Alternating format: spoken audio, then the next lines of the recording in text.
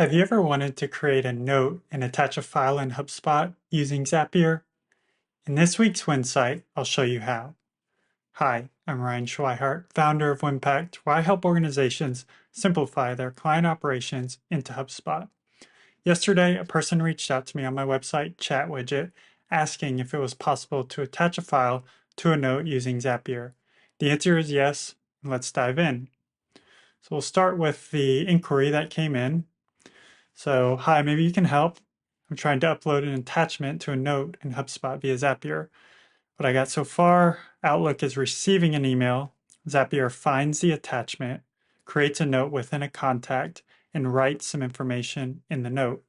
But it's not possible to upload any file to HubSpot because Zapier doesn't find any folders in the file manager.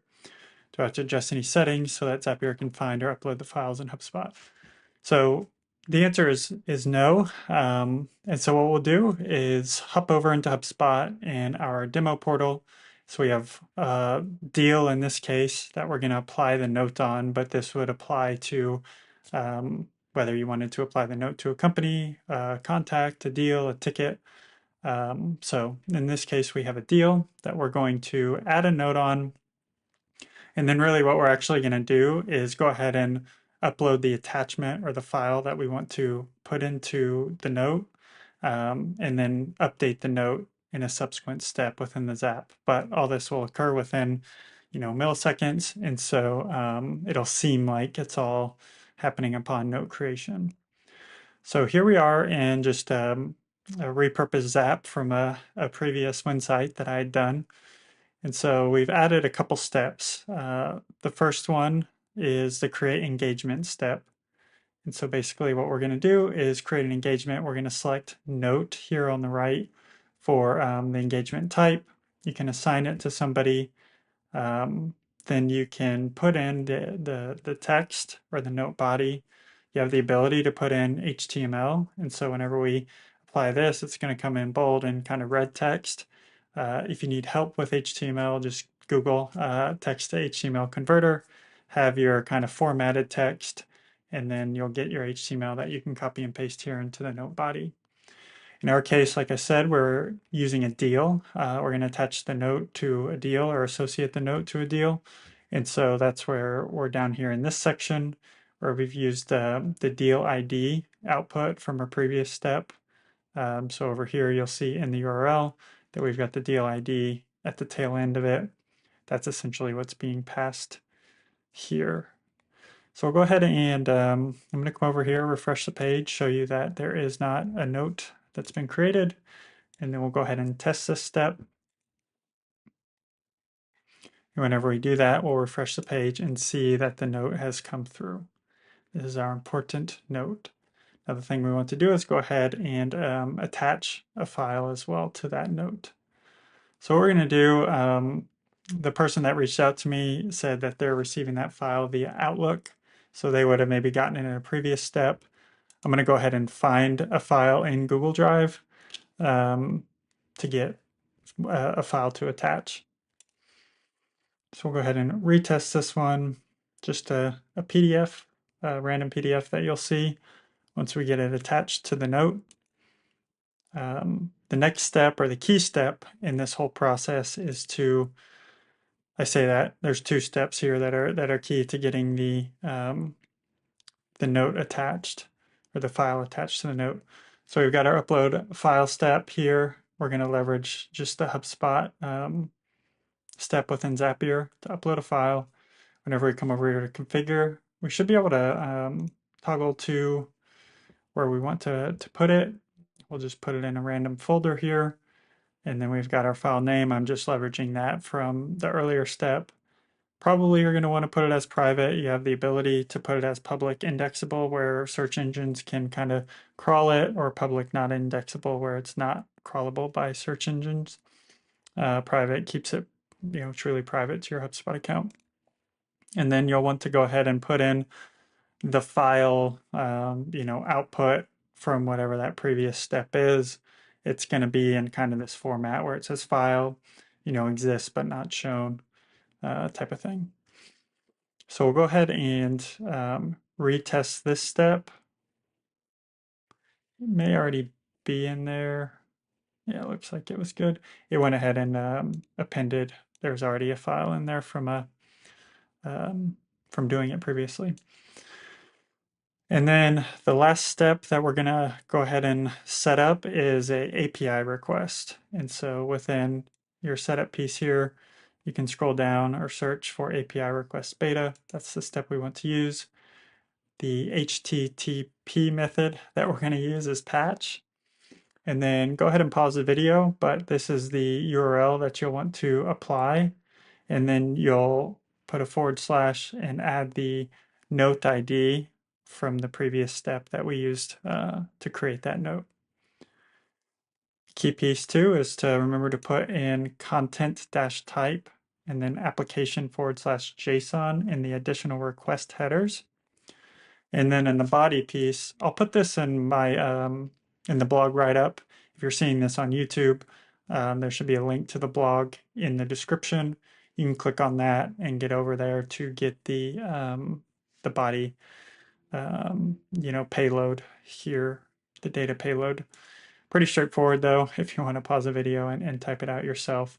All that we're doing is updating the HS attachment IDs property, and we're going to pass the file ID that we just uploaded in the previous step.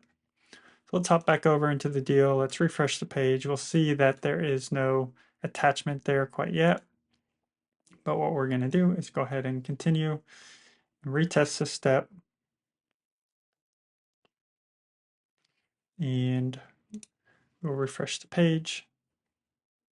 See our attachment. So here we go. We've got our note attachment in HubSpot. Note attachment in HubSpot. This is pretty cool. And over here on the right, you'll also see that there's this attachments kind of association card or section on the right that, as a record maybe gets a little bit more cluttered with emails or notes and things like that. This attachment section can be pretty handy. It's relatively new, and you can view all attachments and kind of get some, select all download capabilities that, again, is fairly new within HubSpot. So don't forget about that whenever a record does get crowded and you're like, I know there's an attachment there. You can always kind of go on the right here and grab that attachment that you may need.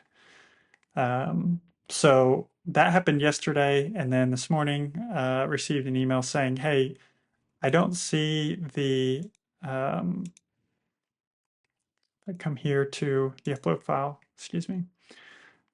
The folder was blank here for this individual that reached out to me. And so here's a screenshot of what that looks like. You see they're using Outlook and then, using the upload file step, clicks on the folder and sees it as blank. I don't think this is a permissions issue or anything. I think this is probably something that, I recommended reaching out to Zapier support to see if there's anything going on there. It could be like a cookies clear your cache type of thing, restart your browser, restart your computer.